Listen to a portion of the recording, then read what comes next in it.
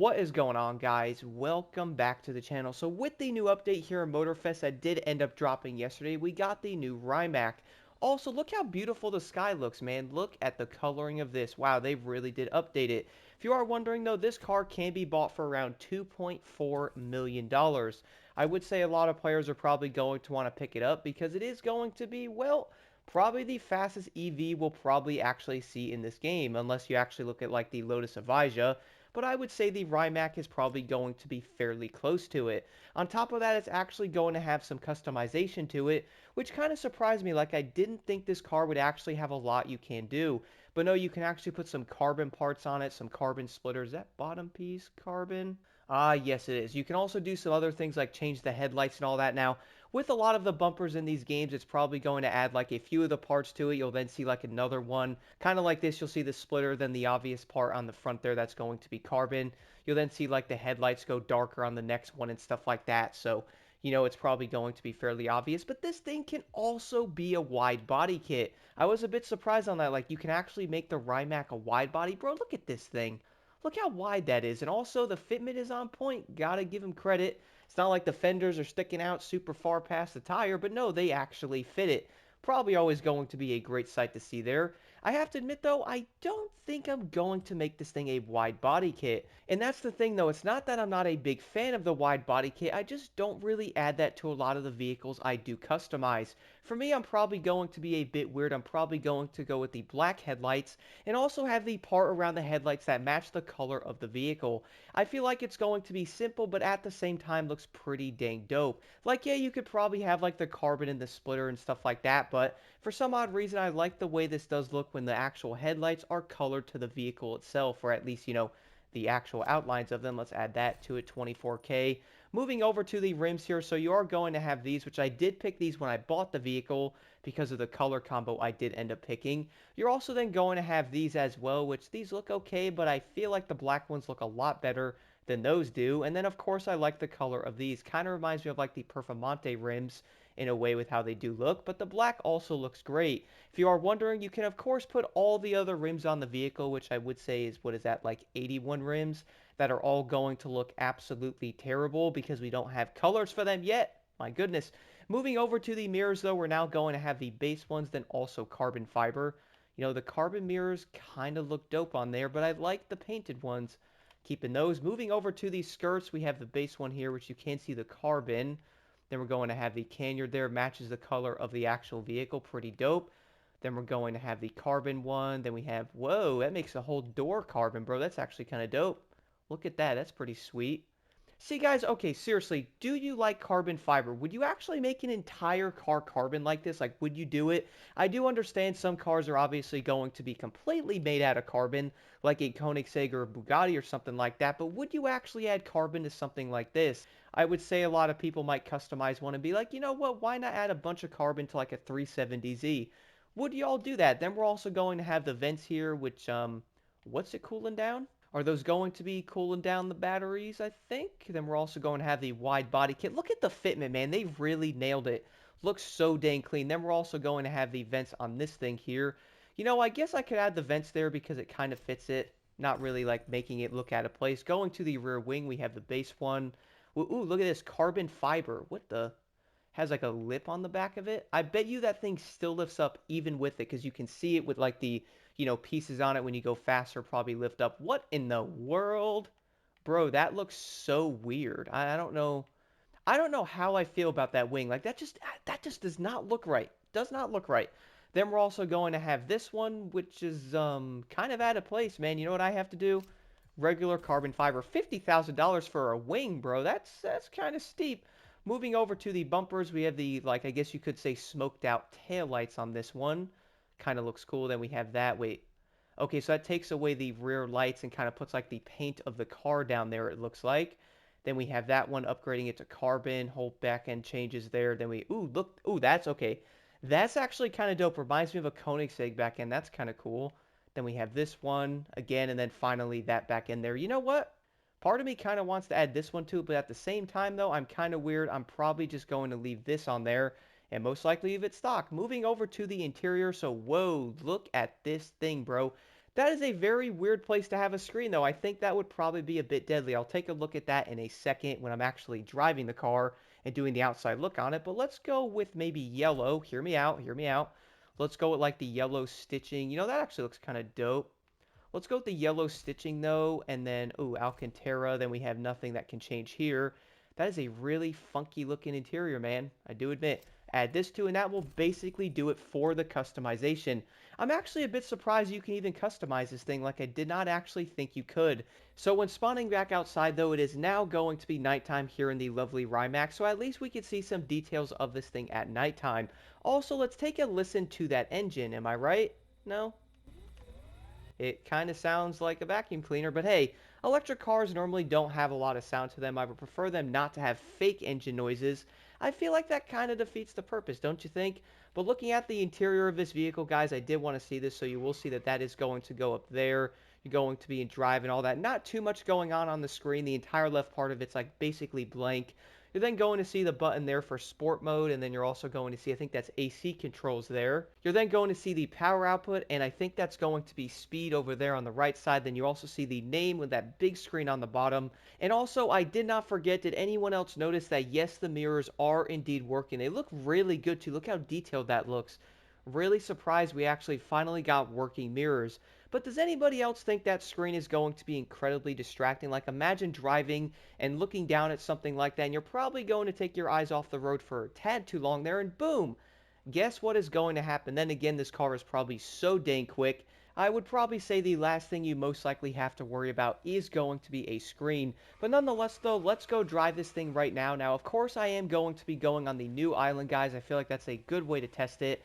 I'll drive toward that way and see how the car actually drives and do a quick review. So this is actually my first time driving on this bridge. I admit this bridge is pretty insane. And you know what's funny is I can also do a top speed test on it. Let's do that here. I'm also running base pro settings on it. So far it handles pretty dang good. I'm not going to lie. Let's see. Quick top speed run here. So 299 miles an hour. I would say that's probably fairly average for it. And there's going to be my first pack over here. I'm going to go right this way. I am not picking that up, even though it's probably right under the bridge. Another top speed test. Let's go. See what we can get to. Come on, come on, come on. So 297. So 299, I would say, is going to be the maxed out speed this car can get to. If you are wondering, that's actually going to be fairly average on most of the hypercars. I would say probably 90-something% of them do around 295 to like 300-ish. So I would say this car is probably going to be right in line with those. It isn't going to be insanely slow in any means or anything like that, but if you're looking to keep up with some of the faster cars, you might be like 4 or 5 miles an hour behind those. Probably not the biggest deal. I would say a lot of people are probably going to be driving it going, it's just 5 miles an hour, man. Like, how many people are probably going to be using this in grand races? We all do know how the metas are. Now, I would say players are probably going to test out this car and be like, yo, this thing's actually pretty good, and then notice that some of the other hypercars are still probably going to be better. Now, as I did mention, though, I'm currently driving over here on the new island, but unfortunately, there is not going to be any races over here I can do, so you guys know what that means. I have to go back over to the island here. Let's go pick a race. What in the world? Oh, there we go. I was like, what did they do to that? Now, let's see. Race I want to do. You know, why don't we do a race with a lot of turns? Let's do the Liberty Walk Masterworks one over here and test it out. That way I can see exactly how this car does without any pro settings on it. I would say some of the cars are probably going to be better than we do think. Funny thing is, I also have been doing many of the summits without pro settings. I am still easily getting into platinum. Now, I'm not breaking records in the cars, but at least I am also getting into platinum. Alright, so jumping into the race here with the Rimac. Let's see how this thing actually does in a race on level 5. I would say it should be just fine. Dang, AI, y'all want to move out of the way, please? Now, don't get me wrong, guys. I did actually want to do one of the races, as I mentioned, on the island, but I did actually realize there is none of the races on there, at least for hypercars at the moment. Hopefully in January or something, we'll see some hypercar races. Also, I would love to see some off-road races on there because for me, I would say the map is a bit empty. But do not worry though, I will be doing a year 2 pass review and most likely a year 2 update review, so do stay tuned for those. Now, my thoughts on the Rimac so far. Do I like this car? Would I actually buy this thing for $2.4 million? Well, To be honest, guys, I feel like the hypercar category is similar to the street category. There's a lot of cars in each class, and I would say they're probably the most used classes in the game, and they also get the most new cars out of any other classes in the game. So you're probably going to be like, well, here's the thing, like this car is 2.4 million, that one's 2. If I buy this Bugatti, it's going to be like 2.5 or something. So I feel like there's going to be a lot of different cars you could most likely buy for around 2.4 million. Would I actually buy the Rimac? Now, for me, I am going to be a collector in this game, so I tend to buy most of the cars, even though I'm actually missing like 2 or 3 of the hypercars because I just don't use them. I could probably buy them for like a collection purpose, but I feel like there's not really a point to actually buy them at the moment. And I feel like if a player is really looking at something like a new hypercar to buy, they're most likely going to look at all of them, probably look at reviews and go, okay, so this car handles better. That one's going to have 5 more miles per hour on the top speed. This one's acceleration's pretty good. The braking on this car is not that great, but I kind of like the way this thing drives, even though the brakes aren't good. The steering on it's going to be decent. I don't have to adjust it that much. Other cars in the game also require a lot of pro settings to make them decent. I'm actually going to throw on a random build on this car and test this thing out on the street afterwards, and I'll probably have those at the end of the video. But again, I do not use pro settings on my vehicles anymore. At least when it does come to summits and all that, to mix it up, make them a bit more entertaining. I would say it's probably going to be pretty dang fun. And I would say for the most part though, I do like the detail of this car. I like how the wing comes up. This thing looks absolutely insane. I am going to say this for the record and right off the bat as well, guys, is I'm not the biggest fan of EVs. Like, I don't hate them. I'm just probably more into like engines and all that, and actual cars with like sounds and different motors like V8s, V6s, V4s. I feel like all of them are pretty dang unique, at least depending on which car they are actually in. EVs I do feel like are cool, like they are going to be insanely fast. I have been in a Porsche Taycan in real life and also a Mercedes-Benz AMG. Do not get me wrong, they are insanely quick, but I just don't know how I feel about them. Speed is very cool to a certain extent, but I also do believe that, well, yeah, speed is cool, but also enjoying the way that car drives, you could probably enjoy something like a BRZ on the road, and not something like a crazy EV doing 0 to 60 in like 3 seconds.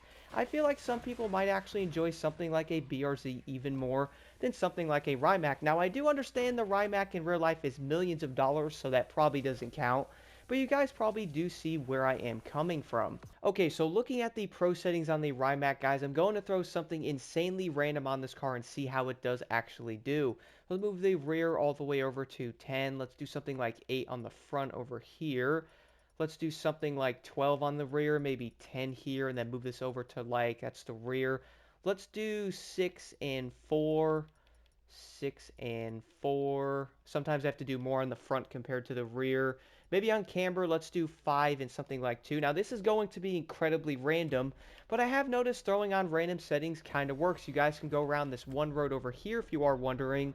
It's easily one of my favorite roads to test cars out. There's going to be a lot of turns over here, a lot over here. You can go this way and that way and over here. Not sure I'm going with this, but let's go test this thing out right now and see what this thing can do around a corner.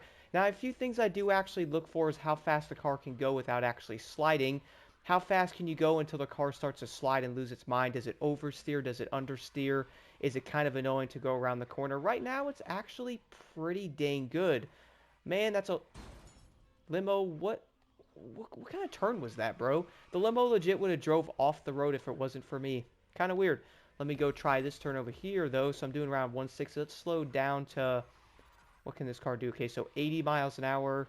And the cool thing is this car is going to be electric, so you can fly out of the corners with it. That's going to be a big plus. Now, I am going to go left because this road's also going to be great. Let me do a quick test here. Now, I would say, guys, overall, these settings are actually fairly decent.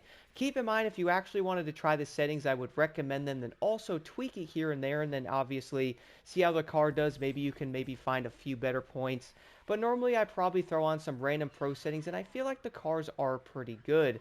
The one good thing about the Rimac, though, is this car is going to have a crazy amount of acceleration. So if you actually have good settings on this thing, you go around that turn. If you do mess up a bit, you can still easily fly out of that corner with a lot of speed. Probably going to be a huge plus with the Rimac. Overall, though, guys, I would like to know your thoughts on this car in the comments below. Are you planning on buying this thing? Is it really going to be worth $2.5 million? Let me know what y'all think.